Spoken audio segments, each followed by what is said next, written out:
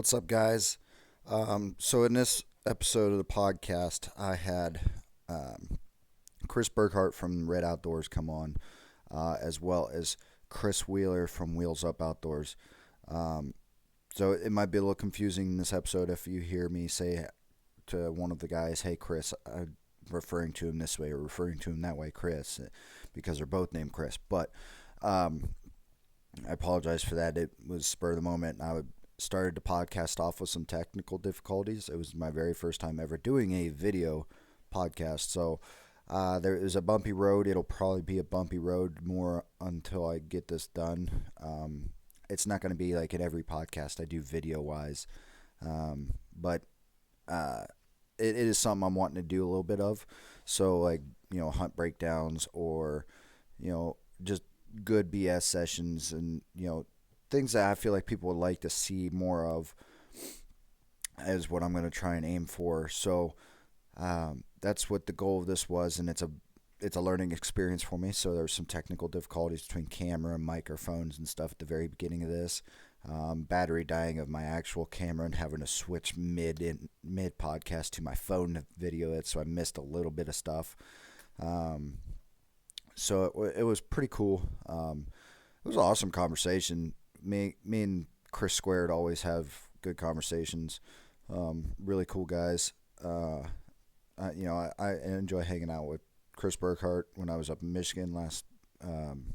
Was it over New Year's last year? So it's a great conversation. I think people enjoy it, get a little bit of something out of it. We got some cool things in the works coming up. I've got 2 more episodes of turkey videos I'm working on right now to get out for you guys. My Michigan trip, I struck out. I got some cool video, but it's not. I'm just going to turn it into some shorts, YouTube shorts or Instagram reels or TikToks. I don't feel like it's worthy of a YouTube episode of another failure when the first 2 were already, we didn't get one. So we got 2 episodes of birds hitting the ground coming to you guys here soon. What else? Outside of that, there's not a whole lot going on. I kind of got my own studio now. It's the basement of the house I'm living in. I got the deer antlers behind me and whatnot. There ain't much lighting down here, so I got a light right here. My quiver with my arrows. That's my bow hanging there. I got a desk finally. So, kind of cool things going on right now. So, I appreciate you guys listening. I hope you enjoy this episode. Like, share, subscribe, drop a comment. Let us know how we're doing. I appreciate you guys.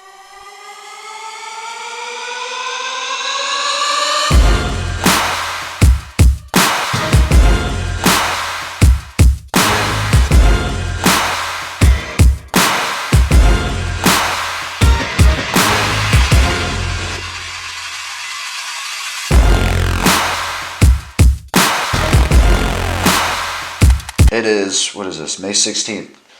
Let's do a quick wrap up. I know one of us has got a great turkey season and the other 2 of us have been struggling. So let's go around the table here, introduce ourselves, and then we'll hit some turkey real quick. I'm happy to have you guys. It's been pretty cool. I just started thinking about this. I'm hearing you through my headphones, but that probably means the camera's not hearing you. So, but that's all right. Obviously new to the video stuff.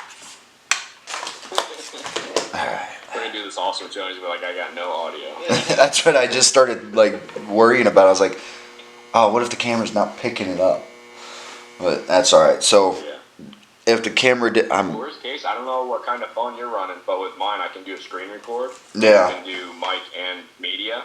So as a backup, man, if you're recording it and running it solo parallel with your computer, I might screen record. At least you got what we're looking at. Yeah. Well, I don't know if I can screen record on my computer. My phone will though. Yeah, I'm running off my computer. My phone right now. Alright, there we go. I hate how this only gives us an hour to talk. That's pretty annoying, but it is what it is, and I'm too cheap to pay for the real version. So, I don't know if the camera picked it up. You got Chris Burghardt, Red Outdoors right here. Chris Wheeler, Wheels Up Outdoors. both really good friends of mine. We've talked, had them on the podcast in the past. I've been up seeing Chris up in Michigan, and hunted up there, and he let me in sleep in his basement. It was pretty cool. More comfortable than the bed I sleep in now. But I appreciate that. we kind of just fell into each other's lap on social media. I don't remember if I met you on Servicide or if it was on Facebook, Chris. I know definitely I reached out to you on TikTok, I believe. Yeah. So. Yeah, you're pretty just like straightforward. Like, hey, I got a podcast, and I meet cool people on here. If I see something that looks interesting or looks like it's gonna kind of go with what I'm already doing, Yep. it's gonna kind of get them on there. So you want to try it out? I'm like, yeah. I mean, that was my first podcast. That was pretty cool. Really. Yeah. Yeah. I've been pretty good at getting people on here for their first podcast. The lady I had on Sunday night, it was her first podcast, so she was pretty nervous about it, but I got some good feedback from her, so I'm doing something at least half right. Yeah. Well, like me and you were talking, you're out here in this really small, tight-knit community. We all love and appreciate the same things. So to reach out to somebody and ask them to be a part of something you're doing, I feel like that's an easy yes. You know what I mean? Your ego would have to be huge to say, nah, I don't have time for something like that, even if it's a little bit smaller and not like a big name. I think you'd be surprised just asking people be more than happy to come out and help you build and give themselves a little bit of a chance to talk and share some stories with some like-minded people. Right. That's kind of what the goal of this podcast is, to share some awesome stories today.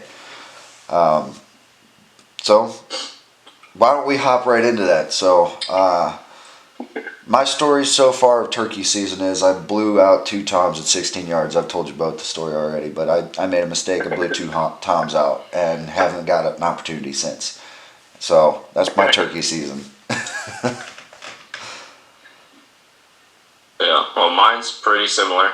We hunt public land here in Michigan, and while there's a lot of turkeys, we see a lot of birds on the side of the road. Really, the only opportunity or the only way that we can hunt them is just driving around, trying to call from the road. If you get a gobble or you see a hen run, try to wait to see if you got a tom or a jay kind of following behind or waiting in the trees, and then just go after them. But this is only my second year doing it, so there's still a ton for me to learn. It's like both seasons I've come out of this feeling like, wow, okay, I got an idea for next year. This is how we're going to do it. And I feel like those birds they got a leg up for sure when you're out there. Oh, yeah. Their eyesight is unreal, and if there's anybody else out there, they spook so easy. So, Oh, yeah. It was a total bust for us this year. Well, let's hear it, Turkey King. Yeah, there's the crazy little smirk. He's like, I got one. I'll wait till you hear this. My season went. If I could have drew it up, it went better.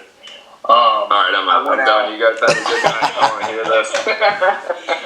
We went out opening day, and I've got some public that I love to hit opening day. It's just kind of been me and my dad's tradition.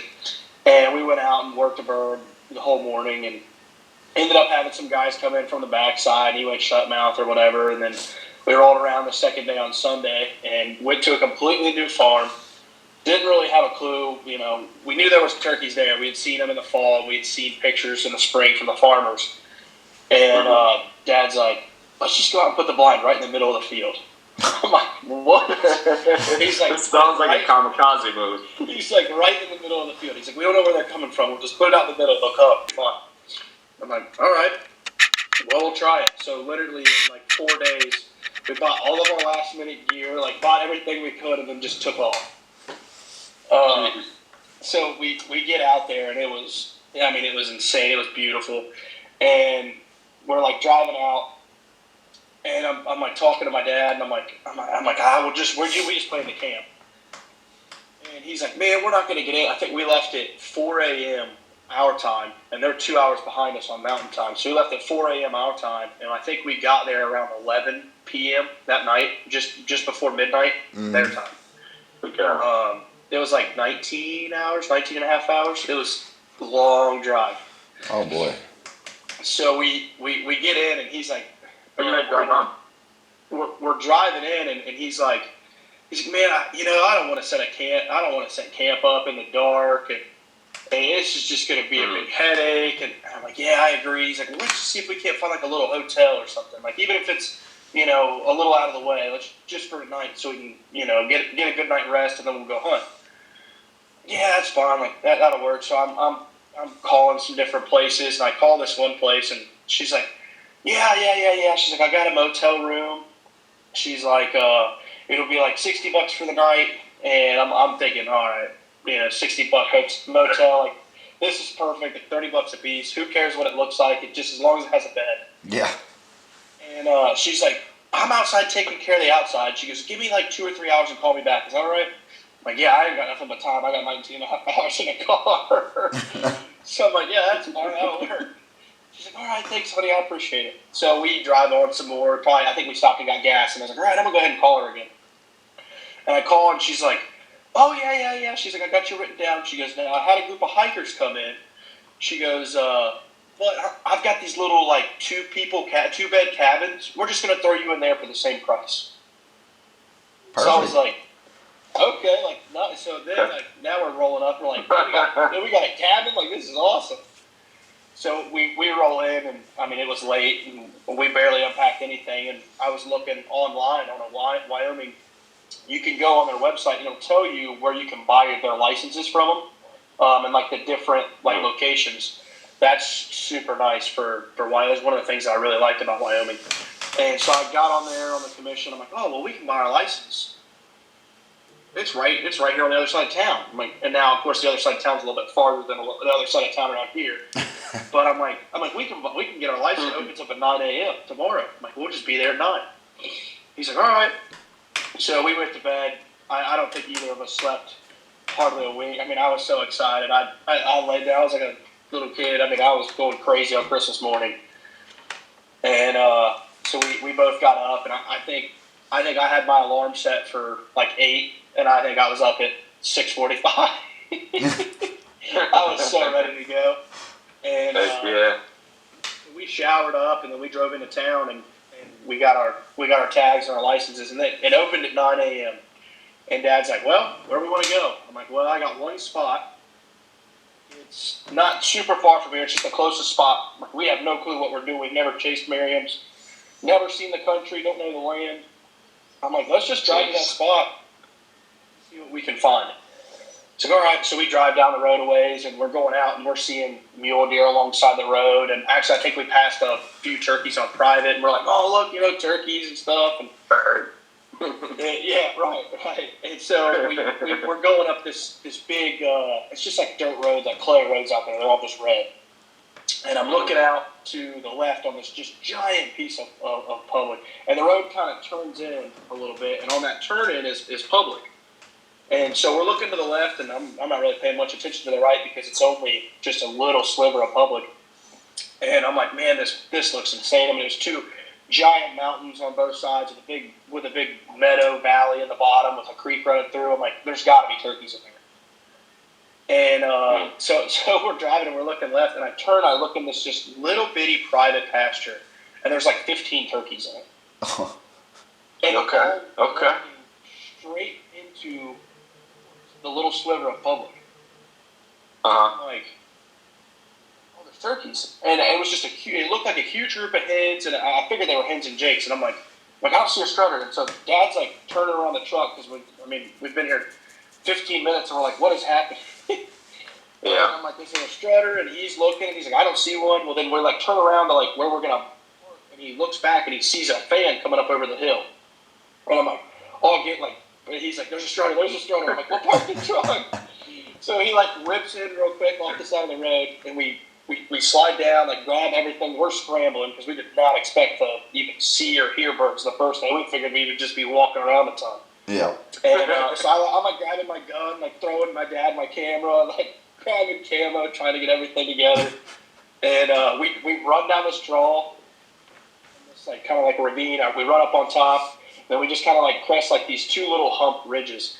And I'm sitting on top of the ridge, and I'm looking at, I was using Spartan Forge, and I'm looking at Spartan Forge, and I looked at Dad, and I'm like, all right, we can go this way, and we can go this way, but like 50 yards that way, and I like stop. I'm like, there they are, and they're just coming across this meadow right to us. Gee. And I look at them, I'm like, just hug, like, just get down. I'm like, we like slide down the tree. I'm just like, I'm sitting against the tree. I'm picturing some like cartoon stuff, like. No, that's exactly how it was. That's exactly how it was. You see me in the video, and I'm like pointing, and I pause, and I'm like, they're right here. And then it's like, I just get down and we're like slowly like hiding. And I think I made like one or two little soft yelps, and the hens kind of picked their head up and just started feeding our way. And then a gobbler and a jake were on the pasture of the fence. The gobbler pushes the jake across the fence and kind of runs him under. He slides under the fence and comes walking straight down our side of the fence at like 35 yards. And I'm looking at Dad, and he's like, are they all jakes? And I'm like, no, he's right here in the open. I'm like, get the gun, I'm like, get the camera on him. He's standing here. All right. And Dad, like, it is so funny because you hear Dad, like, in the video, he's not even looking at he's looking at all the turkeys over here. And the big one's over to the left, and he's like, are they all jakes? And I'm like, no, get the camera on. The camera's already on him, but Dad's looking at him. Looking at him. We were all just like, I do that all the time. And he's like, oh. And so he, like, turns the camera over, and he's like, I'm on. I'm like, all right. And I shoot, and I'm like, holy crap, like, I just killed a Marion turkey in 30 minutes. And so I start freaking out. So I jump up to go run to him, and then, like, 4 other longears come running at him and start beating him up. What? And I'm like, okay, what is happening? So I look at Dad, I'm like, there's more. So I, like, jump back behind the tree, like, grab the camera from him. I get him on film, like, all right, shoot. Like, we're freaking out. He oh my God! And we originally thought it was just he just straight missed. And he ended up blasting a tree. So he still straight missed. But he just blasts a tree. And then the bird like kind of like runs another 20 yards. And he shoots again, and he shoots over his back, and then the bird fly like 3 or 4 birds fly across this ridge onto the other side of this mountain. And I'm like, holy crap! He's like, I don't know. And you hear me in the video. I'm like, did you hit it? He's like, I don't think so. All right. He was like on one leg. Your dad just crapped the bed. He's on one leg, like balancing. He looked like he was doing yoga, trying to shoot a shotgun on the side of this mountain. And I look at him, I'm like, I gotta go get my bird. So I run over. Well, as I'm coming up over the top of the hill, I look over, and there's like 3 more. What? And I originally, like, I thought I saw the back of their head running away from me. So I like turned, I'm like, oh, there was 3 strutters. And then I turn back around, and they're all coming at me. You see me turn around again, I'm like, I go like this, and like the video like slowly goes down, and you just see me like, boom, just like drop. and then they, like, and I'm sitting there looking at them, and then at that point, they had seen me, I had seen them, so they started running away. And then like the next clip is like me just come running back over top of the hill with this giant turkey. It was crazy. That's awesome. It was hilarious. And that was literally. So where did you guys drive up from? So we drove from Ohio. Okay. Yeah, so I'm in Southwest Ohio, like 30-ish minutes east of Cincinnati. So about 20 minutes from the river, 30 minutes from Cincy. So I'm he's right, a ways right away. in the little southwest corner, yeah. So you guys found a spot on the map. We're like, this looks dope. This might work out. And you guys do, how long was the drive? 19 hours? 19 and a half. Yep, just under 20. Jeez. Yeah. And you guys last minute find you a hotel, turns into a cabin, so now you're doing a little rustic, like, oh, this is cool. Yeah, right. 30 minutes into the first ball you guys spawned, you already got one down. And you guys almost got run over by additional. Yeah. It was insane. And like I told my dad, I would have never thought we would be out here for 30 minutes, and I would be like, I looked at him, I remember looking at him, like, what did we just do? Like, what just happened? And it really didn't hit me. I mean, we hunted the rest of that first day, and we're sitting up on a mountaintop listening for birds to gobble, and we were sitting there eating our freeze-dried meals, and it really, like, it kind of like just like it sank in, and it was like, holy crap, like I just went to Wyoming with my dad, drove 19 and a half hours, and killed a bird in 30 minutes. Like, it kind of like all started on a whim. Yeah, there's a spot on a map. Let's go try it. And I really couldn't believe it. And so then we probably 350 yards from him, looking in the binos, just blasting this field, and he came out, looks around, and runs. I mean, just like a turkey running into decoys, running so fast. Runs across this field. And then he gets the other side, hops back, stops. And it's like, why in the world did you just run? We couldn't figure it out. And but then on that first night, we had heard one other bird, different spot. We went in there for the evening and ended up getting him roosted. And we're driving in there. And Dad looks over and he's like, "Oh, there's a van." And I'm like, and we were looking at it. And I'm like, I don't know if that's. It was one of those ones where you're like, it could be a hunter, it could be hikers, and it could just be some people down here doing some stuff they shouldn't be doing. Could be a mobile meth lab. Who knows? Right. Let's just roost birds, and then we'll drive around to the top of the mountain and see if we can't locate others. So we end up getting this bird roosted 80 yards from us, and I mean, he started when Dad started the truck, he gobbled to the ignition start, and I'm like, oh, this bird's gonna be red piping hot. Yeah, he's fired. He's ready. Yeah. So we drive back on top of the mountain to listen. We can hear him going, and then we hear another one, probably 300, 400 yards from him on the other side of the mountain. So it was kind of like a big bowl like this, and he was over here on this point, and then that other one was over here. I'm like, well, we got 2 birds to chase in the morning, roosted. We know where they're at. We know kind of the bottom they were in when they gobbled earlier today. I'm like, we're set. But we're sitting up there, and we see some guy walking out. And I'm like, I guarantee you that's that guy with the van. And sure enough, it was. He was in there hunting with a 44 mag. Ooh. Pistol. For turkey. Yes, for turkey. I had never Does he want to eat it, or is he just trying to kill things? I don't know. One of the nicest guys I met, and it actually was pretty funny. And he lives 2.5 hours from me over in Kentucky. Oh, really? So it was crazy. We're both 20 hours from home pretty much, and he's 2 hours away from me. I'm 2 hours away from him. But see, in the state of Wyoming, you can hunt turkeys with a shotgun, a rifle, a bow. It doesn't matter. You could go out there with a 30-06 if you wanted to. Jesus. And so we were talking to him, and he was out there with a 44 mag, and I got his contact stuff. He ended up killing one the next day with a shotgun. He tried 2 days with a pistol, and then decided he was going to put the pistol down and hammer one with the shotgun. And he ended up getting one too.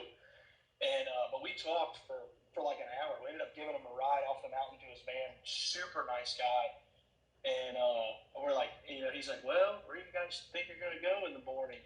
And we already had 2 or 3 other spots that I had marked on maps that we had walked through. And me and my dad, without even hesitation, we were both like, well, dude, out of respect for you, this is your spot. You were in here hunting them this evening, and you were in here roosting before we got here. Your man was already here, and so he was like, man, I appreciate it, And I'm like, man, I would rather, I told Dad, I was like, I would feel bad going in there knowing that he's going to be in there and trying to compete for the same 2 birds. Yeah. And it's like, and I told Dad, I'm like, there's a lot of country. I'm like, but we both know, any turkey hunter, as soon as you hear a gobble and you're on public land, you got to go. I mean, it's time to pick up and go. And I told him, I'm like, I would rather be on a bigger piece with less turkeys than try to compete with that guy or just anybody in general, really. Yeah. And so we both had made the decision, and he's like, what spot are you thinking? I'm like, well, let's go back where we've seen all those tracks and sign and the Dust Bowl. He's like, well, we didn't really see much. I'm like, yeah. I'm like, but I was like, there was just so much turkey sign. I'm like, it was just kind of, it was a really stupid amount of turkey sign. He's like, I agree. He's like, let's do it.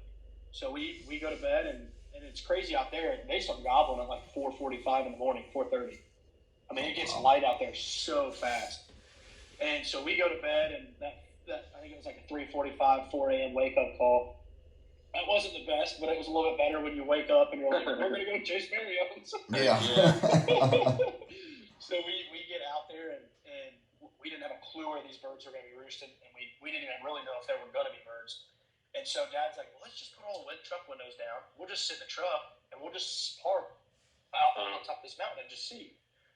Oh, that's fine. And we're sitting there, and all of a sudden, it was like a light switch. I think it was 4:38, and it was gobble, gobble, gobble, gobble. The whole mountainside just erupted. It was 3 or 4 birds to our left, 3 or 4 birds to our middle, 2 or 3 to the right of them, and then way on the right side was another 3 or 4 birds. I mean, it was the entire mountainside was just nothing but turkeys.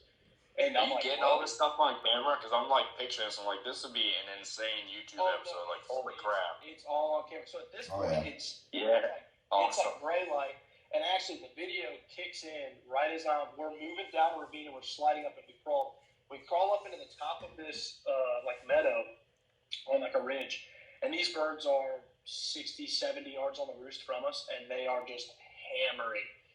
And I'm thinking, this is game over. And they hit the ground, and one kind of goes to the left of us, and then they're all kind of moving around. And they gobble, like they pitch straight down and they gobble. And so me being, us Eastern hunters, we're thinking, all right, well, they're going to hang around here till 8 a.m., 9 a.m. Like, we're just going to have to wait these birds out. They're going to come in this field. We'll be fine. And they went silent. I'm like, well, they probably got hens. And then the next turkey that we heard gobble was like 200 yards away. Oh, wow. So they just booked it. And this is in like a 5-minute span from them hitting the ground gobbling to them gobbling again. Wow. And I'm like, holy crap. Well, then like the birds to our right start gobbling, and we kind of thought they were a little bit closer. So we like drop back down this drainage, slide back up on top of this ridge. Well, then the birds that we were originally on gobble, and they're like 300 yards farther. And then these birds are like 300 yards farther. And then the birds way off are getting farther. And I'm like, holy crap, like these birds are moving. And, so wow. we made the mistake too of where like we would walk to the top of the ridge, and I would grab my slate and I would call. And it'd be like, nothing. Well, we'd stand there for 2 or 3 minutes before we'd keep moving. And then those birds would gobble again. And it was like whenever they just set off the other ones. Yep, and then they would set off the other ones, and it was like gobble, gobble, gobble. But they were all gobble was like 200 yards farther from what we heard them. Mm-hmm. And so we finally like drop off this mountain, and we get down to this bottom. And like me and Dad both like looked at each other, and I'm like, dude, when these birds are gobbling, you have to move on them because it's the only time that they stop moving. I'm like, they don't stop. I'm like, I don't know how you catch them. Yeah. And so we end up like the birds to our left, and they kind of went in front of us, started gobbling, and they're in this big, like this big creek bottom that has like these high ridges where like the water's rushing all out. Uh-huh. And so we're like, well, we'll try to drop in there with them. So we drop in there with them, and by the time we get down to them, they're gobbling up on the other side of this giant meadow. And I'm like, how? Like, I remember we climb up to the top of this meadow, and we're looking, and that's where we seen the turkey run across the field. I mean, he was 250 yards away, didn't have a clue we were there, and just ran across the field for no reason. Mm-hmm. And we're looking at the binos, and I'm drenched in sweat. At this point, we've done about 2.5 miles from the time that we roosted them. Like where they were roosted to where we were was about 2.5 miles, and it wasn't even 7 a.m. yet. Oh, wow. And we heard the first gobble at like 4:40.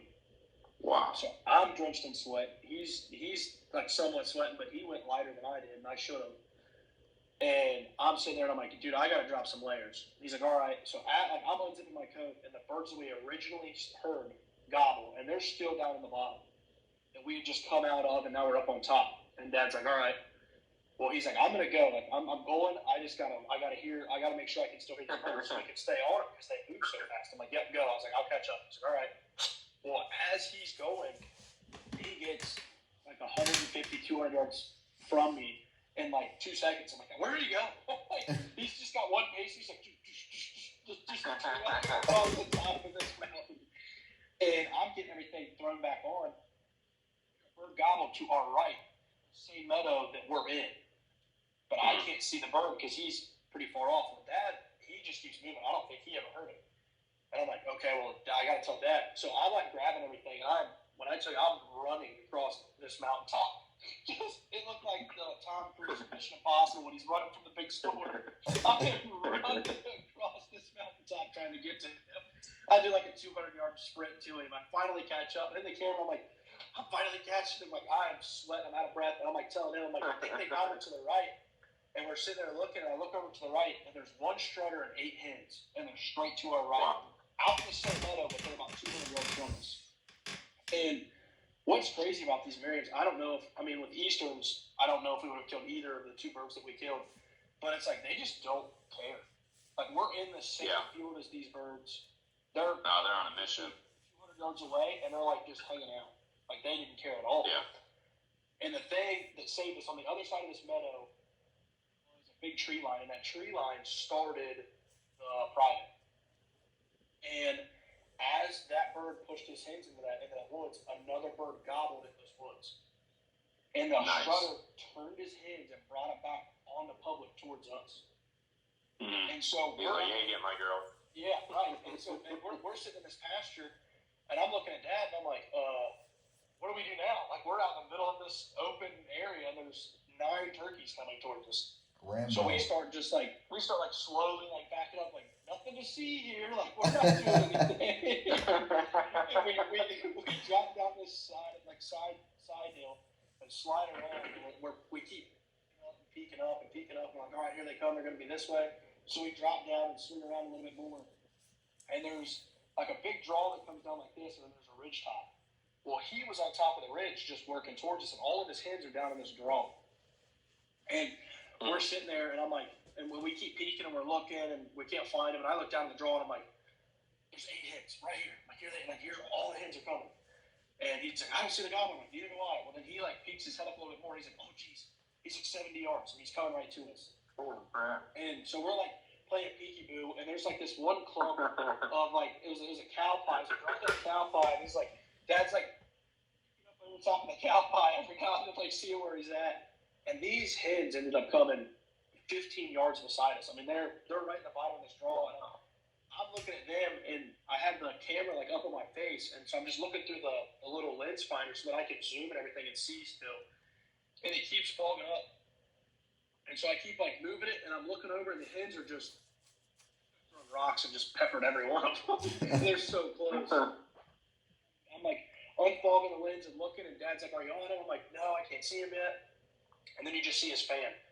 And I'm like, I remember looking at him, I'm like, hey, you might want to just pop up and shoot him. Like, he's going to be close. And Dad's like, I don't want to pop up. I'm like, I feel like as soon as I pop up, he's just gone. And I'm like, yeah, I mean, that definitely could be. Like, I mean, we're going back and forth. And this turkey ends up, his head pops up at like 8 yards. Oh, wow. I mean, he was on top of us. And Dad shoots. And he definitely, we know, like, he shot over the bird. Like 3 or 4 pellets must have like just clipped the top of his head, because he was like dazed and confused. He was like, what's going on? Well, he like jumps. That's what your bird looked like in the field when you shot it. It was like all confused and went over and shot it again, right? Yep. and so the bird like runs this way, and then he like looks back over, like, where did my hens go? Well, then he tries to run back over to the hens, and it's like his legs aren't working, and Dad ends up pulling up and just rolls him at like 30 yards on camera. So, and it all happens in like 30 seconds. I mean, he shoots the first shot, the bird gets all dazed, jumps up and runs. Dad pulls up again, shoots him, and just folds him out in this meadow. And all these hens, like, I remember panning over. The hens are like 50 yards away, just like walking away from us. Like, thanks, you did us a favor. Like, not bothering us. Right, now you can relax a little bit. Yeah, they were just like, okay. They just like walk across this field. I'm like, what is happening? And I mean, so he shot his bird.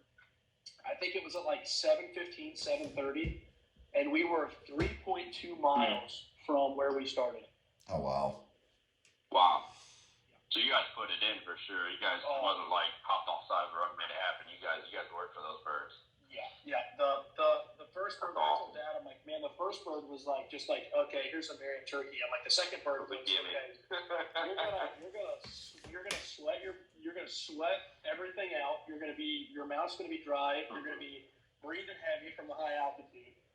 It was the second bird was, I don't want to say it was brutal because it's so pretty out there. You know, it's like everything you look at is just like, yeah. There's never a bad spot to take a second and breathe. So it's like, it makes it just incredible. But it was we were sweating, and I mean I think we did everything from running to sliding to crawling to walking. I mean, we were everything on that. Peeking over cow pies. Peeking over cow pies. I mean, it was. Dude, that's awesome. That's a wild story. Dad, I'm like, this is exactly what I pictured Wyoming to be. It was just like run and gun, fast paced, like crawling, sliding, jumping, and it was. Even you got to do that with your dad. No, like, I don't know about you guys, but I have a really good relationship with my dad, and I look forward to moments like that. You know what I mean? Yeah. So that's a just crazy story that they're gonna have forever. I think that was his first out of state hunt as well. Oh, no So kidding. it was super awesome, and that was his first out of state hunt. Definitely his first, I know, out of state turkey. So it was cool. We got to check a lot of boxes off there. It was just like, who else gets to go for? I think we were there for a total of like 3 days. Um, Yeah. Before we, because he shot his bird, and then we packed up and came back to Ohio the same day actually. But it was just the quality time and just like getting to be with him, hanging out.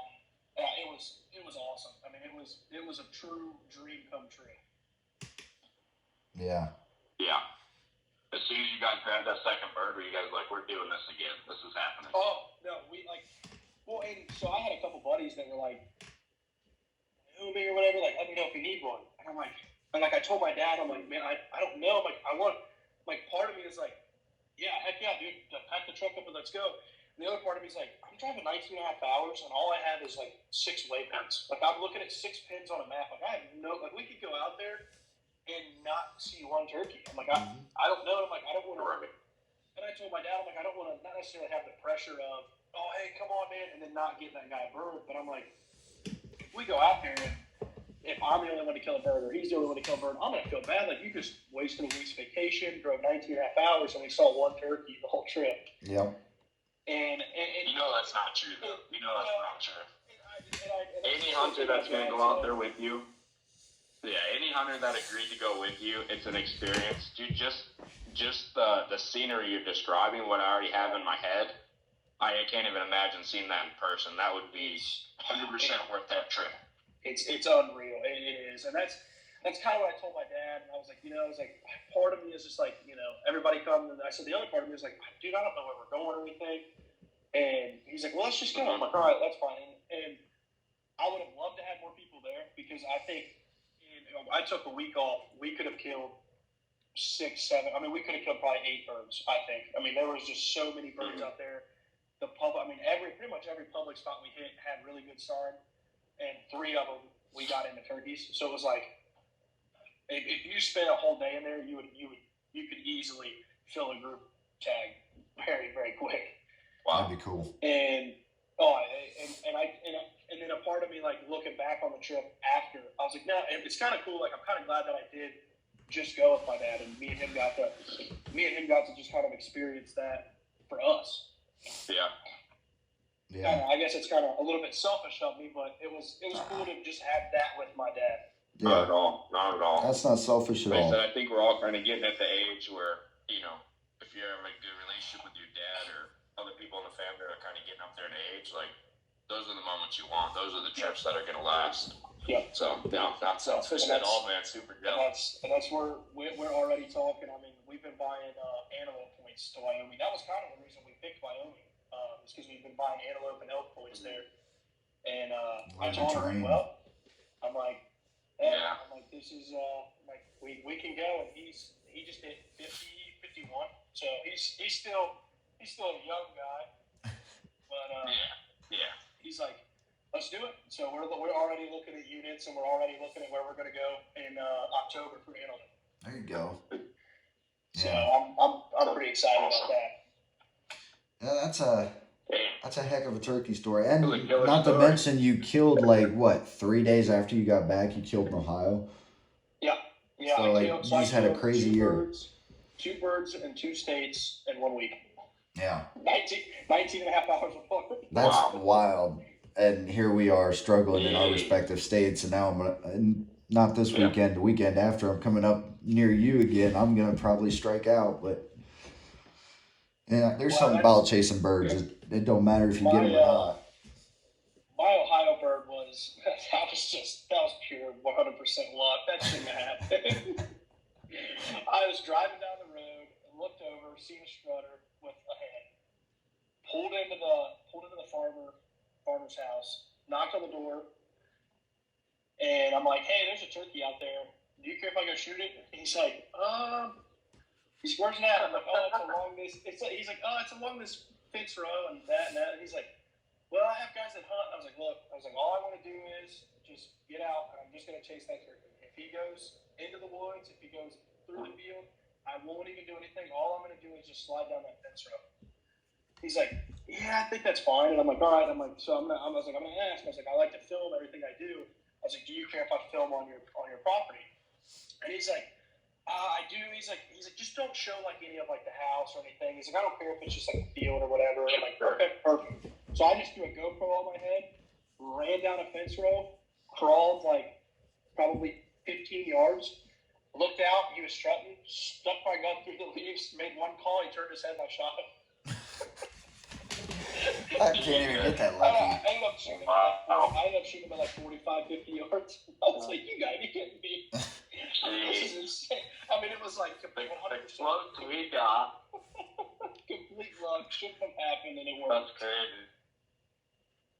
So The closest we got, we saw some crack crossing, and I'm sorry, man, I didn't mean to cut you off. I feel like there's like a delay. So we saw some tracks, and then we saw a hen like duck in across the road like super quick. And we were like, "You see that?" My cousin was like, "Yeah." So we're like, parked on the side, open up the trunk, everybody's getting their stuff out. We're waiting because what we were doing before is kind of going up to where we saw them and then cutting into the woods. I'm like, I feel like we're pushing them prematurely. So let them do their thing, get in cover, get comfortable, and we'll kind of, ducking after them. So as soon as we park, grab the stuff, he cuts in immediately. I walk the road down and kind of cut towards the tracks that they were. Where there's a little dirt bike track, ATV track, and trails back there all over the place. And so I call, and immediately gobbles.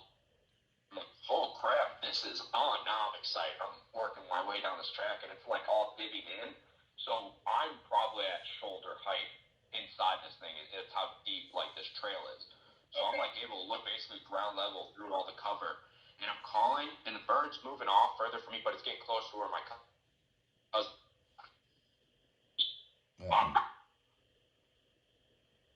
And she's coming closer. All of a sudden, I hear the gobble circle around, start heading towards me, and that hen, and then I hear the dirt bikes fire up. And they come ripping down this trail. I'm stuck behind the tree. I'm like, you gotta be kidding me. One of those grab a rock and throw it. So I waited for him to pass. Yeah, I immediately started, calling back. The hen picked up, but the gobbler he was way off.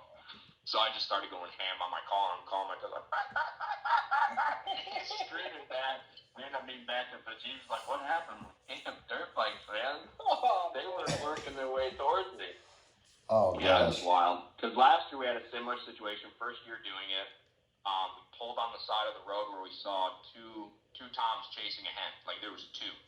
So we're like, oh, these guys are going to be aggressive. So if we can put, the idea of a second hen out there, maybe one will peel off, or maybe the hen will feel like, okay, maybe my group's over here and start heading our way.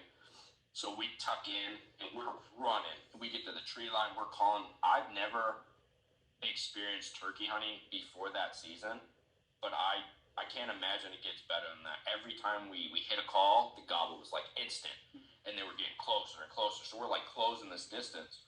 Then we come up on this bog, and we're looking down like, crap, should we walk through this? Or like, I don't know how deep it gets. Maybe we start working our way around. So we picked a side, started going around, and all of a sudden the gobbles just started going on further and further. And we're looking at this big section of just swamp. There's no way we're getting through it. They're not coming through it. We're like, dude, like this close, maybe 45 minutes before we're about to head back to the camper, pack it up and leave. And I'm like, we almost like clutch ended this turkey season. So that's the closest I've ever come to a turkey so far. But we're with those two. You know what I mean? Okay. So that 45, 50, that's kind of out of our range. Yeah, that's a whole different ballgame when you're out there chasing with a bow. Yeah, it was supposed to be my goal for Ohio this year was to shoot a turkey with a bow. I'm kind of double failing since, I haven't even killed one with a shotgun yet. But I made a trade. I traded a Smith & Wesson Shield 2.0 9mm to one of my buddies for an Elite Impulse 34, and he wanted to trade me his single pin sight for my 4-pin sight straight up also. So I was like, all right, I did it. So like I'm completely unset up. I'm like, man. So you gave up the single pin? I know. I got the single pin now. Okay. Yeah, I got an HHA. I was like, you never get me off my single pin ever. It's my buddy's bow originally. The guy who works on my bow, it's his originally. So he sold it to my other buddy. I think they did a little bit of cash and trade deal where there was an AR and a bow that traded hands. And then he told me, he's like, dude, I never shoot bows anymore. He's like, I don't really hunt. He's like, you don't really go out and shoot your handguns very much. He's like, let's do a straight up trade. He's like, if you want, I'll throw the sight in for your sight. And I said, let me do some research and stuff. And I did some research and did a straight up trade with him. I'm super excited for it. And I texted my buddy that works on my bows. And I was like, hey, guess what? I got something for you to work on. He's like, well, yeah, did you get you a new bow? And I said, sure did. And he's like, what is it? And I said, an Elite Impulse 34. And he goes, wait a minute. I was like, yep, it used to be yours. So you got it. Oh, it's giving us some warning. We got 10 minutes. So basically what the plan is, because I got to run down and grab my laptop charger too here in a few minutes. So when this thing decides its ends, if you guys are okay to go further, we'll just restart a new one and we'll keep rolling. Okay. Yeah, that's fine. Yeah. I know I wasted like 15 minutes trying to figure out the microphones and stuff, so. But Technology's the best. I know, right? Right. So if you want, before it cuts off and we get in the middle of something, if you want to get your stuff situated, let me grab something to drink, check on my daughter, and then we can. That works. We can hit the end button on this. We can take a break and we'll come back in a few minutes. Okay. Sound good? All right. Let's hop into some little waterfowl stuff. I know it won't take long because I don't have many stories and I don't know how many you guys have. Nothing. So I've never duck hunted at all. Not a lot of good ones, but I've got a few. I've got one, and I don't know. It might make some people angry in different worlds, but let's put it this way: I fed a catfish a crow. But all right, we'll pick back up here in a minute or two. I'm getting like all these ideas for hunting because I've just bow hunted for deer my whole life. So now I'm hearing all these different things. And I'm like, all right, hogs are on the list. I gotta get a turkey eventually. Yeah. Duck hunting I've never done, but I have a kayak, and everyone's like, if you got a kayak, let's go. Yeah. So I'm like, dude, I've expanded so much since I tried to hunt other animals. Like I just started waterfowl hunting this year. Mm-hmm. Just started turkey hunting last year. Wanting to start traveling and hunt other animals. Elk. I hunted bear this last year. Didn't see one, but I'm wanting to get after mule deer. It's wild. You open up to one thing and it opens up to everything. Yep. Yeah, absolutely. There's so many rabbit holes that I've went down and chased and followed in the last just the last like 3 or 4 years since I started looking at out west hunting a lot more. Mm-hmm. And it's crazy. Like I started looking at, of course the first thing I looked at was elk. Who doesn't want to go out there and fill that bucket list? Exactly. And so I talked to a buddy, and he's like, dude, I go to Wyoming. It's preference points. And this was like 5 years ago. And he's like, got all my preference points. I'm like, okay. So, I have zero clue what I'm doing. I'm like, all right, I just go to Wyoming. And it was like preference points. And you can buy it for like deer. You can buy it for antelope. You can buy it for elk. And I think you can do like some big, like some like sheep or moose or stuff. Mm-hmm. I'm like, well, I really don't care to do the sheep. I really don't care to do the moose. But I'm like, I'll put it for antelope and elk. Like, that'd be kind of cool. And I had zero clue what I was doing. I just bought a preference point. So what do I do with this? Nice. And he's like, well, then you have to wait to get enough to where you can draw the unit that you want. And then when you draw the unit, then you get, the certain size or caliber of the unit and the draw lines. And I like sat down and looked at all that. I'm like, holy crap! Like this is insane. All the stuff that goes into it. And then it was like the same year. Another one of my buddies was like, hey man, we should get into waterfowl. All right, sure. So I go out and buy like I think I borrowed like a dozen decoys from my dad that he had from like 1970. I mean, they look like they look terrible. But I was like, screw it, we'll do it. I think we threw out like 5 decoys, the ones that actually floated. And you ammo for like every type of hunting. Yeah. Yep. I feel like picking up a new style hunting is like an excuse to get more gear. Yes. Oh no. My wife absolutely loves when I'm like, so I'm gonna go hunt this. She's like, so what are we buying? It's like, hey, you can't get mad at me if I leave you alone in Target for 10 minutes. We spend $300, so you can't get mad at me for picking up a new animal and spending $300. I'm like the opposite. My wife is extremely like low maintenance. She's very much not a material person, so I have to like push her. Like I feel bad with stuff that I got from her. Like, let's go get you something. Or like, what are you looking at? What do you want? Like, I saw you looking at that. I ordered it. She's like, what? So we do that, but that's Yeah, I'm kind of in a weird spot right now. My girlfriend's pregnant, so she's just mad at me all the time. It's all right. It's all right. It gets better, I promise. That's what I hear. I just got to survive long enough. All right. Yeah. All right. So I'm on YouTube and Instagram. I'll have one video that takes off, and then I'll get one that'll literally get 6 views, and I'm like, what just happened? How was I visible to like 20,000 people yesterday, and now 3 people saw my video today? Exactly. It's wild. The Instagram algorithm is so like, it's like the trending sounds is a huge one.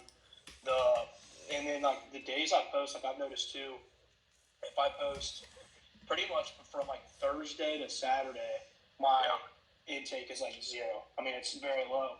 But if and it's the time of day too. It's a big difference. Me and my wife experiment. Yeah, I noticed like the Sunday morning was a good day to post because everybody's getting up, getting on social media, going to church, getting home, eating lunch, social media. And then the same with like Monday at like 5 when everybody's getting off. I noticed it was like a really good time to post. I'll have to try that out. I know, Chris, you told me when I was up at your house, you're like, yeah, you gotta do the trending songs thing, and you'll get. And I did a few of them. Even if you more. Even if you mute it, just to be attached to that sound. I mean, just run something as a sound, unless you have like a commentary video or something where you want it to be a unique sound and just be yours. That's definitely something that helps. Yeah, I know we don't post a whole lot on there. Like the last video we posted on there was me filming Steven talking back to a hen. Yeah, hen's calling back. Yeah, and I could not honestly tell. I haven't even looked at the analytics of the video yet. I think it did well, but I know for a fact our best video on TikTok was like, not everything can be a screen cover or whatever. And the album cover, the one that I sent you. Yeah. That was cool. That was a trend. That thing was hot for like 3 days, and everybody who jumped on it got a decent amount of views. But it's crazy because it changes. Like you said, there was times where you have the idea of, Sunday, everybody's kind of there, everybody's, sitting with their families on their phone after church. That makes sense and a logical way of looking at it. But then next week, that completely flops and it changes again. It's like first thing in the morning on Wednesday. Yeah. Like, it doesn't make any sense. Nope. I just picked up a whole lot of new followers on my personal TikTok unintentionally. So I just finished up student teaching, right? And one of the students comes up and goes, Mr. Fuhrer, what's your TikTok handle if you got one? I said, yeah, I got one. I don't know what the handle is. I don't post much on my personal one, if at all. I'm just pretty much scrolling. And within like 5 minutes, this kid had my handle and knew it by heart. And I still don't even know my own handle on there. And so all him and his friends were like trying to add, like they joined onto it. And there's one video I made when I lived in West Virginia, and I'm not proud of it now, but that's the whole point of like where I stand on this is like everything I'm doing to YouTube, the podcast, I'm raw and unfiltered. Now, if there's certain words that me and my buddies, locker room talk, I'm going to cut that stuff out. But like for the majority of it, it's raw, unfiltered. I'm posting it. And there's one I posted a TikTok video talking about my displeasure of TikTok. And there were some things I said in there that the students kind of took and ran with, and every time they'd get loud in class, they would just quote that video, and I'd be like, guys, lay off. Yeah. I mean, I got so irritated one day. I don't know what it was, for like a month straight, every time I pulled trail camera SD cards, I had deer taking a crap on the camera. Like, perfectly framed out, like it was on purpose. Like, I was feeding them laxatives, and they were just going to make it happen right there. So I just started like compiling all those ones, and I made a quick video, and it was like, I don't know, 10, 15 different deer taking a crap, and you could see it, and I just put TikTok guidelines, and just had him pooping on the guidelines. It was down and within like 30 minutes, and it was doing great too. Like I was That's like, awesome. "Oh, you're gaining traction." And That's it's like, awesome. "Oh, you've been banned for community guidelines." So I changed it, and it's literally, I think it's a doe or a fawn, and it's real quick, but it's the same video, and it didn't do half as good. But yeah, the regulations, the guidelines, and what they allow and what they don't, just it doesn't make any sense. The stuff that I see on these platforms is It's just clear it's a wild. case by case basis too. Yeah. And it's annoying because I mean, I was just telling you before you hopped back on here.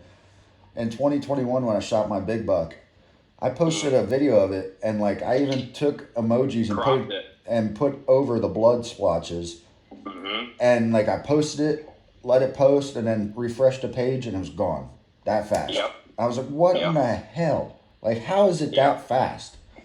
So I'm not a happy person on that app. Like, I mean, I'm not going to be someone to lie to you. I get on there and I spend a couple hours a day. There's probably. a lot of companies that go through there, so I'm definitely making connections through there. So it'll be something that I keep.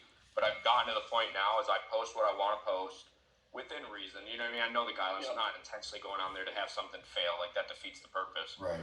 But I will go on there and I'll post what I want, and if it fails, it fails. But I think it's more volume on that app than it is anything. It's just staying consistent, making sure you're having new content. Yeah. And if you can get a trending sound on there, you can hop on like I don't know, what do they call them, like the filters or whatever, the pre-made ones that are there. And as much as you can do that, do it, and then drive that traffic towards Instagram or YouTube. But I need to do more of that. Yeah, I mean, my go-to is like our Instagram page has blown up because my Instagram page was the last one. I mean, not the TikTok was the last one I created with the Grindstone name. And I only did that because Steven's like, dude, we need to do better getting our stuff out on TikTok. And I had been just putting it out on my own personal. I was like, here's the login, dude. Go have at her, dude. I said, I'll post when I see something I need to post. But like the TikTok, that's all you, Steven. But Instagram, I just posted. I made it like a year after I made the Facebook. And like our Instagram has skyrocketed. We're over 300 followers, and I want to say inside of like 9 months. And growing. Whereas the Facebook, we're just about 100, but let's be honest, not a lot of people younger than me are on Facebook anymore. So it's like there's a limited following, and most of the people my age are older on Facebook. So which I'm happy with how many I've got for the group of what I would consider an age group on there. Whereas I see Instagram being our main content outside of YouTube place, and it's going in the right direction so far. That's awesome. I want to start doing more. I don't know what it's called when you share someone's video and you like reply to it, or you like screen share, split screen it. That's like a reaction. TikTok? Yep. That's. I feel like that's a good way to do it because not only are you giving credit to the content creator that you're looking at, you know what I mean? It almost encourages that conversation. Like they're gonna have a response. They're gonna say thanks for posting or whatever. And if we're sharing other people's, like Chris, if I was to see your video, go on there, make a thing, and then we have a conversation. Seems like once that conversation's generated and you're in real time responding, not letting it sit for 4 days, trying to go back and catch up, those people respond. And then the more responses you get, it just goes insane. I got one on there. I did a cheap turkey call Amazon bundle. It's $25. You get 2 mouth calls, a crow call, and a box call. Broke it down real quick. Filmed it in my kitchen on the counter. Tried every call for like 2 seconds. I think it's at almost 40,000 views. But it was more the reactions, like people asking questions and then sharing stories. It just turned into this whole thing. It was awesome. Yeah, so I'm going to try to do more content driven towards, invoking a conversation or starting, relationship with other hunters just to, kind of pick brains and build that community. Because I don't want 100,000 followers if they're not the people that I'm trying or intentionally trying to reach out to, and are sharing like minds, like ideas. That doesn't help anything. So I'll take a small group. Me and Chris are both members of it, and I've talked to you about it when I was up there. But right there, service side, man, it's not expensive, and the community is like. There's no location of it. It's just nationwide country. Like there's other countries inside of it. And they're great guys. I'm pretty sure, I might be wrong, but I think I'm like 80% sure we have a member in all 50 states, I believe. I think so, That's awesome. Yeah, it's a great community. And I know, like, when I first started, because I just started doing like YouTube and the content stuff. I just started that just about 3 months ago. And I grew up filming and hunting and all of that stuff. I hunted on TV for about 5 years, and so I had the camera background. I had the hunting background, but I didn't have like the content or who do I talk to or what do I push or the algorithm. I didn't have any of that going on, and I was like, and in 2021. I sat down. I was like, "This is all right. I want to do this. Like, I want to figure out how to do it, but I wanted to do it right. Like, I wanted to like post and be like, okay, like, I didn't want it to like come off as like I really didn't have a clue what I was doing. I didn't want to just like throw up a couple videos and then never post ever again. I was like, all right, I want to sit down and like I want to learn the algorithms. I want to learn the content scheduling. I want to learn how to do the thumbnails and the editing. And so it took me about 2 years to figure everything out until I finally started going. You've done a great job at it. I posted my first video, and I was like, I really don't know how it'll do. And I just threw it up on the service side Facebook, and I was like, hey guys, like, just said, hey, first video, like I don't have a clue what I'm doing. This is video that I shot in 2021, and it was videoed on my iPhone. So awesome.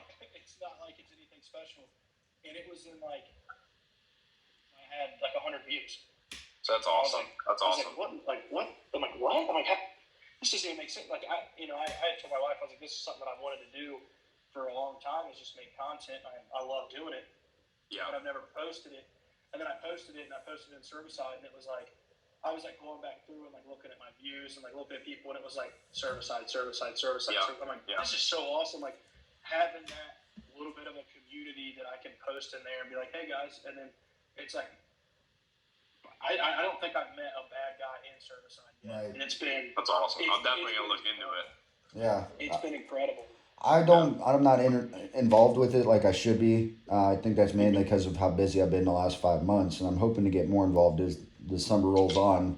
But the people in they're so great, and like I didn't realize how many people were so close to me about it. Like, there's a guy just 20 minutes up the road, Josh Zuckel. You might know him. Yeah, he's just up the road from me. We turkey hunted. He's an awesome dude. Yeah, he's just up the road from me. He actually has gone out coyote hunting, and he went turkey hunting with one of my buddies from college. Like, I don't know if you, not Elijah, Levi Sims. Oh yeah. Yeah, his brother is actually a part of Grindstone. Elijah Sims is part of Grindstone. Okay, so Levi, Josh, and one of my buddies here, we all went pheasant hunting. Yeah, they're great guys. Down here, and we all went pheasant hunting. That's what I love about Surfside is like everything's like interconnected. It's awesome. Yeah. But I'll tell you this right now. What's cool too is we saw on when you posted it and you're sharing it with people, again, like-minded people that do what we do. When they see a video like that, it's almost inspiring.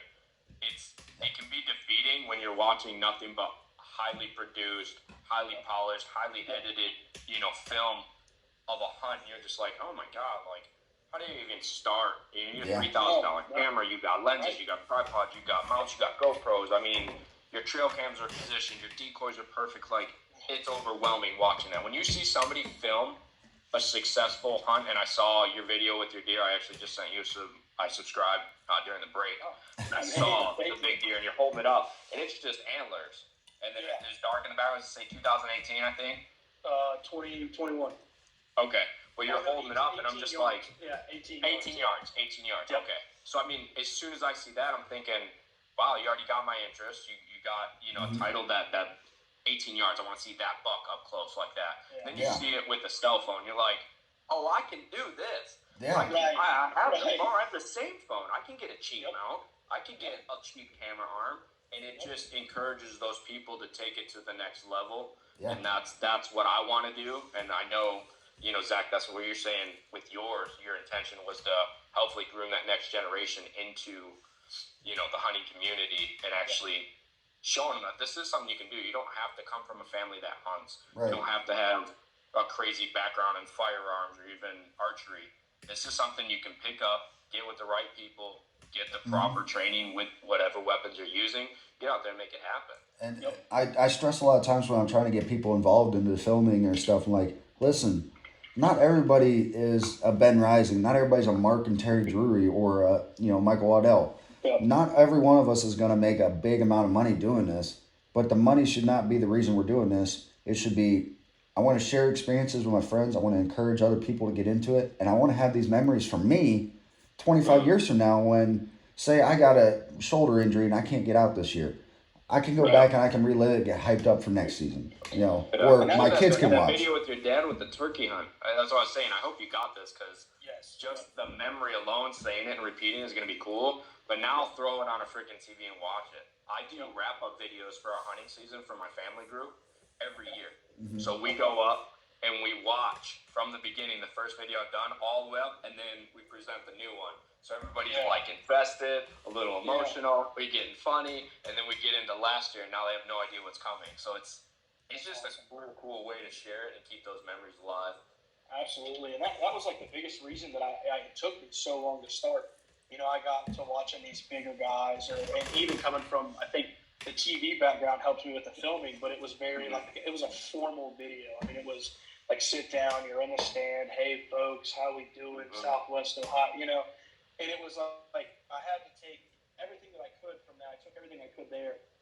But then, like I told my dad, I'm like, I don't want it to be this, like, sit down. I don't have the camera stuff. I don't have the knowledge for it to be this production. And I started watching, like the Hunting Public guys and, all of these guys that have these giant pages that have these $3,000 cameras. And I'm like, I can't compete with these guys. Yeah. And I went back and forth with myself on, I had some video. I'm like, I'm not going to post it. It's not very good. And then finally, I just told myself, I said, you know what? I'm like, everybody started somewhere. Everybody picked up their little action camera or their little GoPro and strapped it on their head and just went. Mm-hmm. Yep. And some of my more my favorite videos are the little ones that I just filmed on my phone, of just crawling through the turkey woods on a turkey or a GoPro strapped on my head. It's not scripted. You went out there and you're doing it raw and in the moment, and that translates. That comes across as honest and transparent. Like, again, not over-editing, not making it look like there's a turkey behind every tree. If you go and you break down that timeline in the story that you're talking about, it would be incredible to see that on video within 30 minutes. You guys, 19-hour trip, you're tracking back into this, blue wilderness, and you're seeing turkeys, you get on it. If you didn't have that camera, I mean, no one's going to believe that story. Exactly. Right, and that's right. No, you drove 19 and a half hours and tagged out in 30 minutes? Yeah. Right. And then you look at it and go, realistically, it wasn't in 30 minutes. I was 24 hours and 30 minutes into this hunt when I tagged out. Yeah. And I told my dad, I'm like, what's crazy is for like 5 minutes. It was like, I bought my tag at 9. I shot my bird at 9:30, but by the time that we left there, got there, see the turkeys, and then got out of the truck. I mean, it was like 5 minutes. I was like, this doesn't even make sense. This is insane. I mean, and it was cool, too, like you were saying, it was like 24 and a half hours or whatever that we had been on the hunt.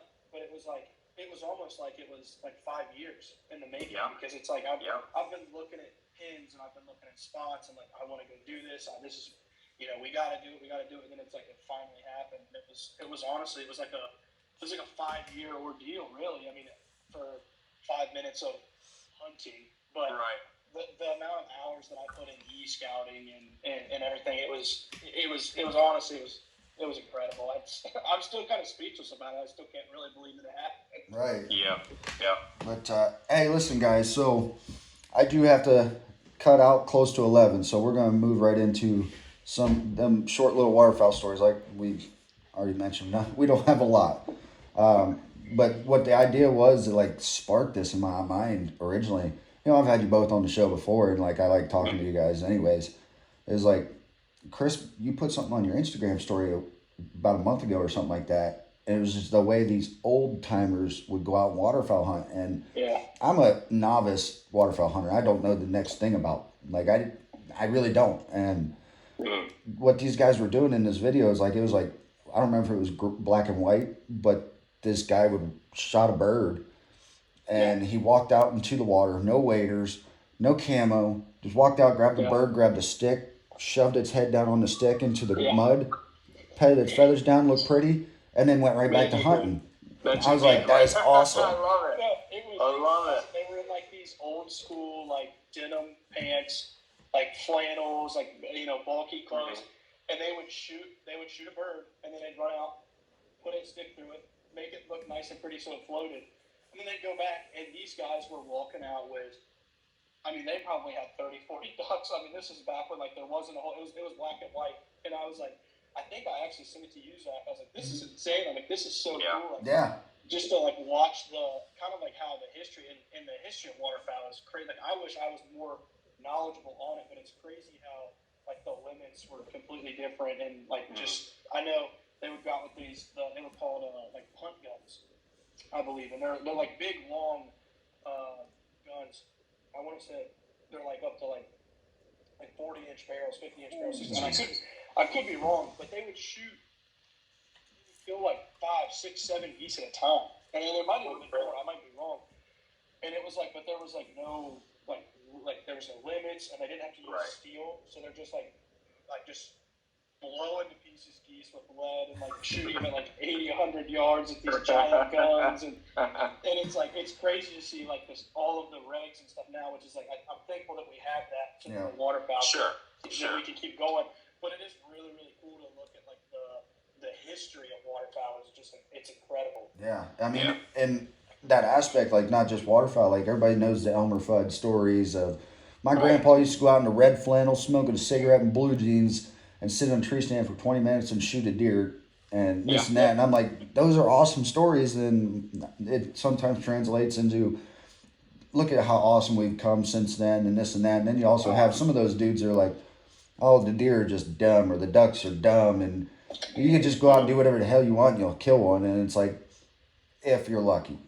Like nowadays, like with hunting pressure. I'm mixed on that because it brings up a really good point when it comes to hunting. You can get as deep and as crazy intricate as you want, and you can really overindulge in it, and you can overcomplicate something that is relatively simple. These are simple animals we're thinking about. You're considering something that has just basic needs: food, water, and it needs to breed, and then it's got to sleep. So you locate and you position yourself within those parameters, keeping those things in mind. There's really no reason that you're not successful. And that camo isn't going to make or break it. That bow brand isn't going to make or break it. That mechanical versus, fixed blade isn't going to change it. So I do think with the progression of hunting, we have intentionally overcomplicated things. Yeah. So it is kind of nice to see people get back to basics. I got a dad.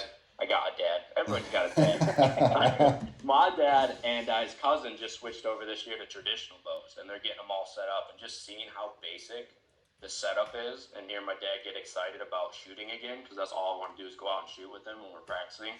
And I think it just becomes frustrating, a little tiring, to shoot the compound and all the intricacies, and you're adjusting and changing and tweaking. He's like, man, I can just rip this thing back and just go. Let's go shoot. Yeah. That brings up the conversation, though, about how deep and how challenging it can be and how unchallenging it can be is, excuse me, we've pressured animals so much since then, though, that, like, at some point you do have to, like, start taking into account, it's a wild animal. It's been pressured. It's going to change its habits. You got to learn to do all these different things to get back on them. But at the same time, there are days where you're lucky. Like my buddy's little brother last year, he shot a doe first thing on youth gun season, not this past season, the year before. Shot her at first light and was all excited. And then his mom's boyfriend at the time was like, shh, sit down, there's a buck coming right behind it. And the buck walked down, he drilled it. He had 2 deer down inside of like 25 minutes of opening light. That's awesome. And that was the first time he'd ever gone out hunting.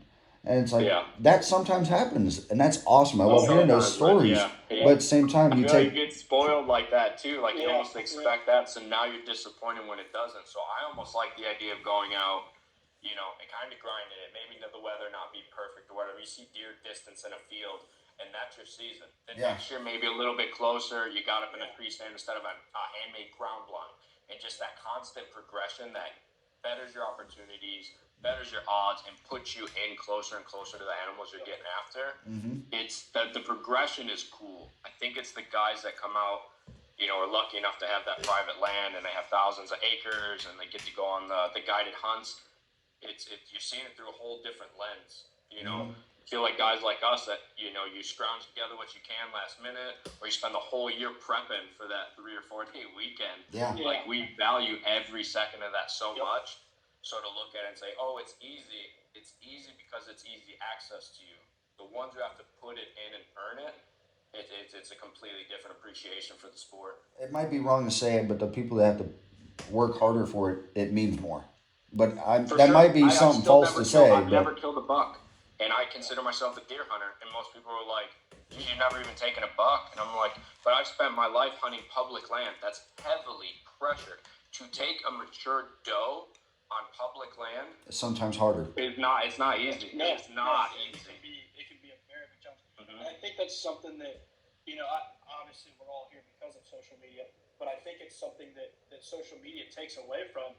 And you watch these guys on the Outdoor Channel, or you watch these guys that do this for a living. This is what they like. They don't have it. They're not working 40, 50, 60-hour weeks, getting out one morning on Sunday morning for 2 hours.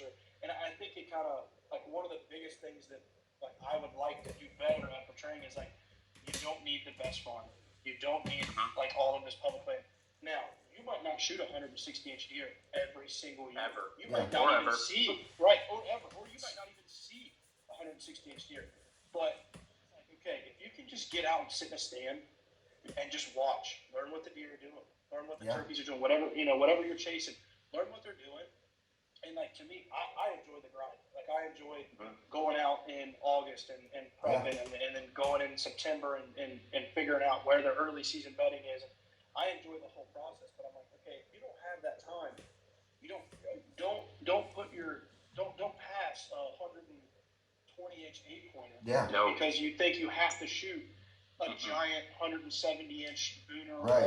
Standards are so high when you're That's where trophy shaming inundated comes with in. social media, and all you see are these big booner class, trophy deer. Great, I'm happy for you, but that's not always the case. It's not always realistic. And my doe that I take on public land with my son sitting in the tree with me, I'll tell you right now, it is worth its weight in gold side by side with your 160, 180 class trophy mounted.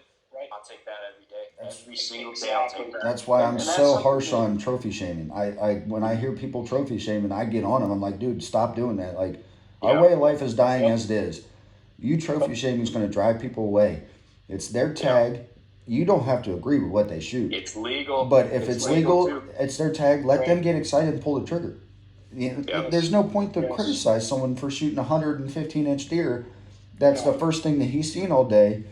When he has 2 days a month to hunt, let's say, compared to, I hunted a bunch last year. I was out in the woods almost every weekend, multiple times a week.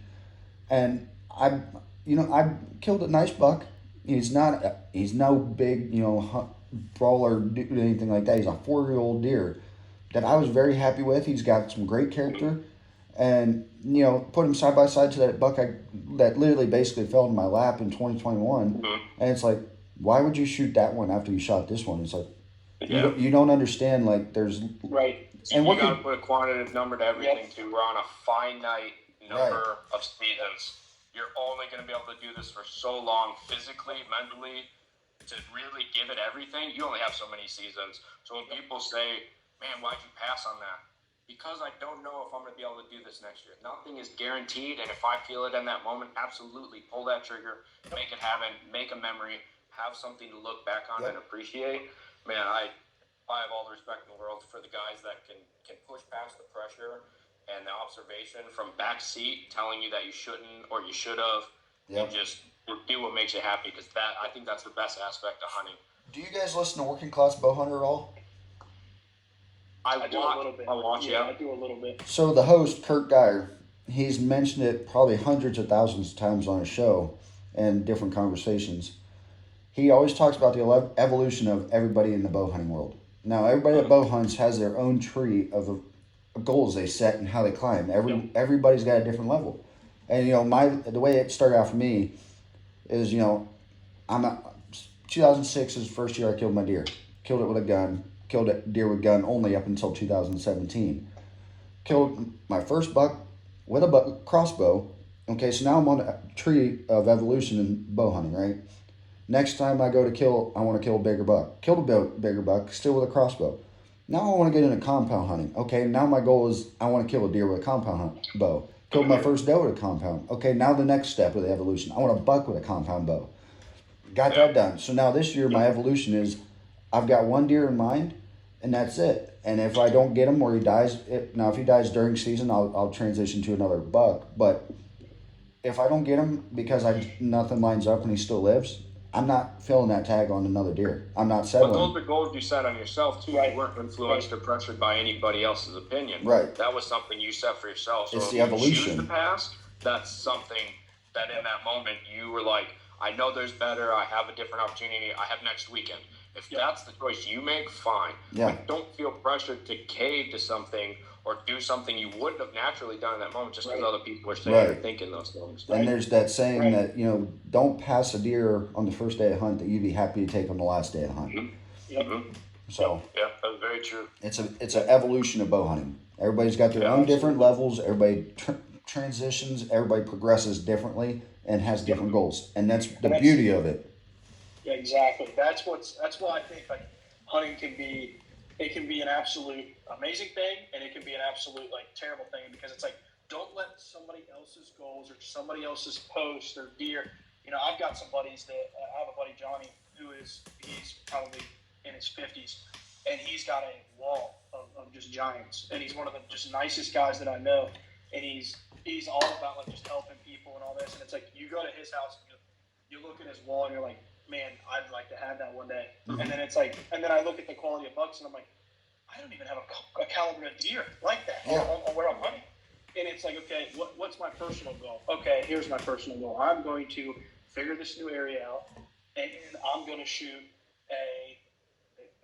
the best deer that comes through at the time that makes me happy. It's like, I would rather somebody go out and do that than sit there and say, well, I don't have a 160, so I'm not going to go hunting. Yeah. And it's like, man, you don't need a 160. You don't even need a 120. Go out and shoot a spike. Yeah. Just enjoy the little, like you said, nothing is guaranteed. Enjoy the little second of that hunt, or enjoy whatever you can, because it's like, I mean, tomorrow you could roll your ankle and be done for the season. I mean, you just had your knee repaired. See, I think too, I have had this conversation a couple times where people are looking at me like, you still haven't killed a buck? I get into that. I'm just like, no, I haven't. Public land, there's not a whole lot of bucks. Are high pressured rifle. It's like stay in the cover unless you're hiking in. Chances of probably getting on a good quality mature buck, isn't gonna really happen. But you think about going out there, a mature doe that's switched on. She's got nothing on her mind but surviving. A buck is constantly distracted chasing does. So when the way I think about it, honestly, I think if you're in a spot where you have access to bucks or does, you probably have a chance of shooting that buck more than you would at that doe. So that doe is just constantly head on a swivel, watching her back, listening to every sound, blowing off a field, and that buck has one thing on its mind. And as long as that thing's in there and it crosses your path, and you're more than likely going to get a chance at that deer. Yeah. So I don't know, I take public land and taking a good mature doe as, an equal trophy. Yeah. Oh, those old does are, I've said it 100 times, the older, like an old mature doe, most of the time is harder to kill than an old mature buck. And I think I've had some guys that want to argue with me that, and I'm like, well, look, think about your doe to buck ratio on your farm. A lot of times you're looking at probably 10, 15 does per 3 bucks, 4 bucks. Of those 3 or 4 bucks, 2 or 3 of them are probably going to be 2-year-olds. They're probably going to be smaller, non-mature deer. You're probably going to have one, maybe 3.5 or 4.5-year-old buck that, okay, hey, I would shoot that deer. And then you might have one gnarly buck somewhere. Yeah. And the gnarly buck is running 7, 8, 10 different farms all around you, getting pressured. If you're hunting public, it's even worse. Right. It's like, okay, yeah, you can go out and see those, but it's like, get that doe at 15, 20 yards, 30 yards, whatever your bow range is, fall back and pull that off while she has 2 or 3 does around her. Yeah, more eyes. Oh, yeah, the extra eyes. The extra eyes. That's what people forget about. Yep. Those dogs they're not traveling solo. There's 2 or 3 hanging out in the tree line. There's one directly behind her. There's one behind you that you're not even paying attention to. Yep. Man, that is a high pressure situation. And for it to all come together, you throw a camera in there, next level. and Oh. put a camera in there, man, that's when it all just, it's all a different level. I'll be interested after this season. You're just saying you're getting into traditional stuff, like, getting a crossbow to your shoulder. I'm not. I know. I don't know if I can make it.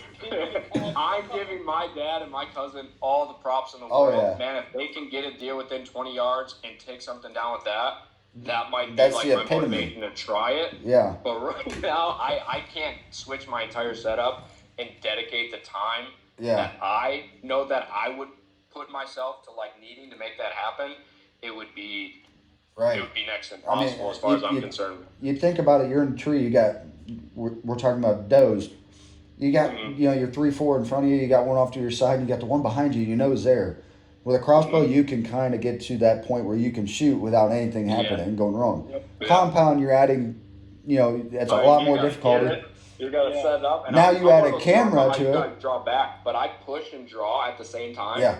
So by the time I come to full draw, I'm not drawing off to the side or up in the air and then like bringing it down. Yeah. I'm eyeballing my target. So when I practice, I get in the habit of picking my spot, looking through it, and then pushing and pulling to that spot. So it's a minor adjustment when I come up. Yeah. But I think maybe that would be something that could kind of help people out if we were throwing out any kind of tips.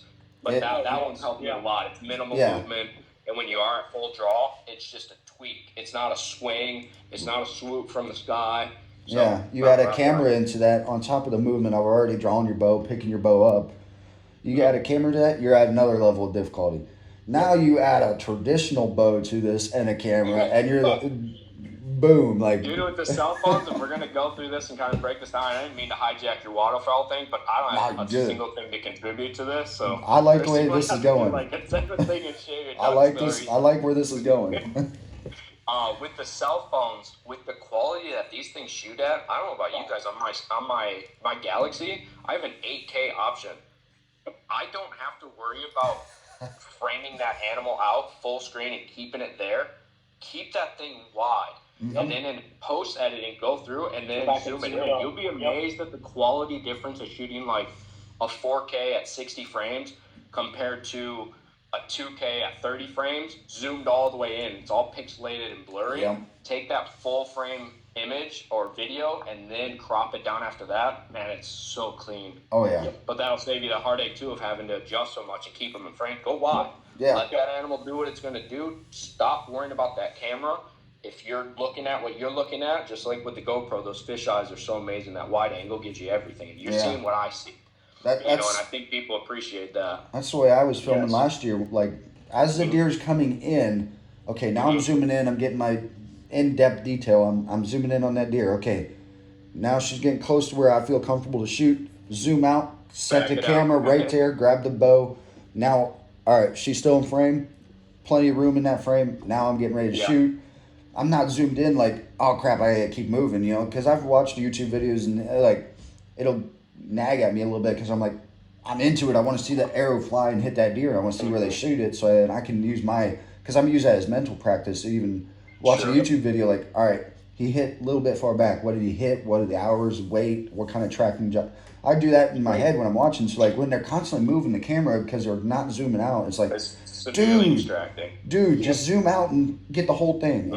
And I'm not picking at them like intentionally to be mean. It's just like I'm as a consumer of your video, I want to see it. Tips with you guys because we're all kind of doing the same thing. We're talking about not having the $3,000 cameras and that.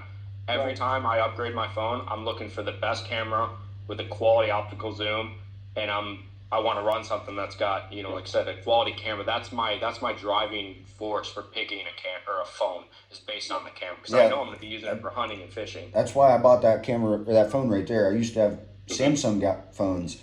Camera quality when I had the Samsungs were terrible in comparison to the iPhone. I hated iPhone because I wasn't technically adept to using an iPhone at that time. Well, I went out and bought this one. It's an 11 Max Pro or Pro Max, whatever it is. And the camera quality at the time was the best on the market. And it's done great videos for me. You guys both seen some videos I've sent from my phone on there. My buddy got a new Samsung last year during turkey season. He actually filmed me shoot the turkey on his phone. Like, so if you guys were to go back and look at that video, scroll to the very end of it and watch the camera focus itself on that turkey, the quality is so crazy. I was like, I'm gonna buy one of those. And now I've got so many videos where I'm just glad I'm filming with my phone as opposed to my camera. And I got a really nice high zoom bridge camera. I can go 600 millimeters across the field and put a deer in full frame and not lose any resolution. But the movement, you know what I mean? You're out 200 yards trying to put a deer in frame. A little touch is shaky. Yeah. But some of the footage I've got on my phone is just mind blowing, especially like low light footage. Like these DSLRs are just absolute garbage, at least in my price range. Yeah, mine's not that great. You can't do much. The DSLR is very tough. I went to a mirrorless this year. Yeah. And I've been blown away with the low light quality of this turkey season. I was like, there was times where I'm like, I don't even think I could shoot right now, and my camera's like picking up the decoys. I'm like, this is insane. What do you have? I've been dreaming about a Sony A7 because of the mirrorless and seeing the low light footage. I'm like, oh my god, it's like cinema quality. Do you have a Sony A7? $2,200. I want one. That's my dream. Okay. What do you have? Mine's a Panasonic. Let me grab this real quick. What do you have, Chris? I do the Sony A6400. Okay. Yeah. So this is mine. This is the bridge. So this doesn't have detachable lenses, but I go from 25 millimeter out to 600 millimeter on this, and the housing on it is water resistant, so I can be out there in a drizzle or rain or whatever. I've never had any damage to it. But I got full zoom, and then the readout, flip display, all that. Yeah. This one's a solid one. And this is under, I don't know, I want to say maybe 600-700 on Amazon. But this camera's 4 years old, and some of the quality I get out of this, it's definitely doable. So the point I was trying to make is you don't got to drop thousands. There's a ton of good cameras out there. This Learn right your here, settings, watch the videos on your shutter speed and your ISO settings, and it'll make a huge difference. This one right here is a basic DSLR. It's not the newest model. It's a Canon Rebel EOS T6. Yep. So they're 2-3 models ahead now. That's a super popular camera. And it's really good. It's very easy to use. The only trouble I have with filming is like I have to zoom it in manually, and then if I want to focus it automatically, I have to hold this button right here, and then you'll hear it focusing. Whereas if I turn that off, now I got to do more turning, which I'm curious how that's going to go during bow season, because like it is, once it's focused and you're not zooming in and out, it's going to stay focused. But that could pose a lot of challenges now that I'm moving into that single pin. Also, like if that buck's coming through quick or that doe's coming through quick, I get the camera set. Do I have my sight set now, or do I have my sight set? Is the camera even set? So like I always like to have a backup. Like my stabilizer, I have one of those fourth arrow. They're magnetic bracket to your stabilizer. I showed you it, and I put my phone on there. And typically, if everything's running smooth, I have my phone rear-facing camera filming me for a reaction as real-time shot, and then I'll try to have a GoPro up above me getting full field. And it didn't work out for that when I shot my buck. Obviously, I had my GoPro on my stabilizer when I shot my buck, and my phone looking back at me. I got like this Velcro wraparound with a GoPro mount to it, and then I just kept it from moving by electrical taping it tight to the bracket and the stabilizer. Nice. So the GoPro's out, my phone's looking at me, and that's how I shot my buck. And like, it's hard to see because it's a GoPro 3, so it doesn't zoom. But like, as a video editor, like that's my job to then, all right, I know my restrictions of my camera, go in and mark the deer so people can find it where they won't lose interest. And you can see my arrow fly because it's got a lighted knob. I've noticed too with videos like that, there's definitely an opportunity for it to still be a successful video and it still translate the message that you want. You're giving the perspective of you. You're seeing the hunter, you're shaking, you're focused, you're waiting, you might be stuck half draw, you might be stuck at full draw. Like that's an angle we don't get to see very often because we're so focused on the deer. Yeah. There's nothing wrong with those additional angles. I call them superstar angles. I think it's amazing because you're focused on you. You're making yourself, the main character. All right, guys. So if you watch this all the way through, you can see a little bit of clips, bumps in the road of how it was put together. That's because of technical difficulties once again. About 3/4 of the way through, you can see the camera switch to be in my phone. And then after a bit, we were like, all right, hey, let's take a break, reset this thing so we can get a whole new, time limit, because I think we were on Google Meet. There's a limited time you can have on there unless you're paying for it, and I'm not paying for that. I'm not going to do video podcasts enough to pay for it. So we were getting right to the end of that time limit, and I was like, hey, let's reset, hit the bathroom, get a drink, whatever, come back, and we'll hop right back into it. And it turned out we ended up hopping right back into a whole nother conversation about social media technology and viewership, since we all three edit videos and produce videos and stuff like that. And then at the end of it, unfortunately, my iPhone told me I ran out of storage, and it cut the video, so I didn't get the end of it, which is unfortunate because it was a really good conversation towards the end. To sum it up, basically, we all had some encouraging words about people that wanted to get into filming that have no interest or have no experience doing it, and we said just keep grinding, keep testing it out. Don't be discouraged because you get busted out by a deer because you're trying to get it on camera, or your video doesn't look that great. Just keep working at it, getting better and whatnot. And then pretty much that was kind of how it ended. We each had a little bit of a, like, you're a cool guy, you're a cool guy, you're a cool guy. Let's all, let's become better friends type deal between us three, which is awesome.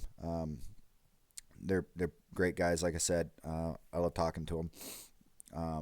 I just asked Chris last night about trying to do a Kansas whitetail hunt here in a couple years, so I love talking to those guys. I guarantee I'll love hanging out with them. But so yeah, unfortunately, that's how it ended. So the future video podcast will be better. I promise you that. If you've listened from episode 1 to this episode, you've heard the progression of how it's gotten better. It may not be much, but it's gotten somewhat better. You can see the progression in my YouTube videos of first video to the last video, that they've gotten better. I'm not saying they're great. They're probably on a scale of 1 to 10. They started at a -5 and now they're a 4. So I've gotten better, but not by much. But I'm growing. I'm getting better at it as I learn. So unfortunately, that's how this episode ended. We all agreed we're going to hop back on one at some point. I don't know when that's going to be. I would like to do it in person with them. So maybe we'll try and make that work. I'm working on scheduling right now to get another big name group of guys on a video podcast. And then another set of guys that both of which, well, one group's been on before with me, and then the other group, one guy has been on with me before, and I'm very excited to talk to both these groups. I very much enjoy having conversations with them, so looking forward to that. Just got to get the schedules down, and then I'm looking forward to getting some new guests on here. Probably going to try and get some more teammates on, get them talking and stuff, so we'll go from there. And like I said, I apologize for the technical difficulties during this video podcast, but it will get better. I promise you. Just bear with me. And the next one won't cut out like that. I'll make sure I got all the cameras charged, all the memory clear. So I appreciate it, guys. Leave a comment, like, share, subscribe. We appreciate it. We do have an episode, we have a website out now with some merchandise, and we are in talks with a new merchandise person to get more merchandise for the average person, not just hunting lures, more like hats, t-shirts, hoodies, koozies, stuff like that. So keep an eye out for that. grindstoneadventures.com. We will have that stuff out shortly. So be on the lookout for that. We appreciate all the support. We love you guys. Go do something productive. No 0 days. Get better. Get after your goals. Love you. Bye.